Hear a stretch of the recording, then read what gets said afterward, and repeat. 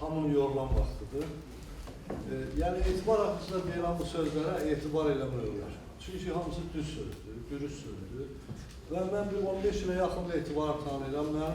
Mənlə oxuyan ləzgi mənşəli iki Azərbaycanlı dostum olub. Biri Qusar qəzetinin redaktoru Vidadi Səvzixanov bizi daha yaxın münasibət yaratmağa imkan verib və Qusarda görüşmüşük ilk dəfə. Sonra da mətbuatdan, jurnalistikadan yəni etibarı fərqli bir jurnalist kimi gördük, fərqli bir naşir kimi gördük. Bunlar da məlum.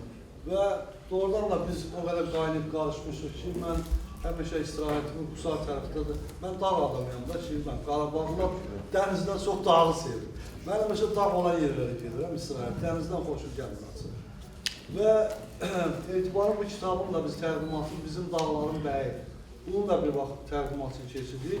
Vaxt qısadır, ona görə qısa danışıram. Bu da gözəl bir kitabdır. Burada o dağlıq psixologiyası, o etnografiya, hamısı çox gözəl o Səbxanın şəxsində verilir. Və mən istəyirəm, mənim ləzgi dostlarım adlı bir şeirim var. Oğlukdan onunla mən fikrimi bitirəm. Bu şeiri mən təbii bir neçə il əvvəl yazmışam. Burada bir tələbə yoldaşımla var, Müzəffər müəllim, o bizdən əvvəl oxuyur. Böyük bir Lenin stipendiyası ilə jurnalistika fakültəsini bitirib. Yəni, belə bizim o xalqların hamımız eyni xalqı, yenə deyirəm, Azərbaycan xalqı. Və bu gün də o Azərbaycan mədəniyyətinə xidmət edir. Təbii ki, bunlar hamısı bizim üçün şərəfdir. Qartal kimi can atar dağların zirvəsinə, haramı yaxın qoymaz halalca süfrəsinə mənim ləzgi dostlarım. Dost düşün gözlərinin, inan ki, ağını verər. Bağında almanı yox, alma bağını verər. Mənim ləzgi dostlarım. Qocalıb əldən düşər, amma düşməz atından. Az qalar, susuz qalar, qalmaz zarafatından. Mənim ləzgi dostlarım. Hərdən də göz qaş ilə qanmazları qandırar.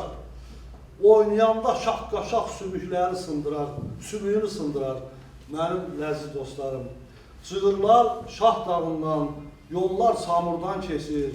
Hardasız, darıxmışam, günlər ömürdən keçir. Mənim ləzgi dostlarım, mənim ləzgi dostlarım. Doğrudan da belədir.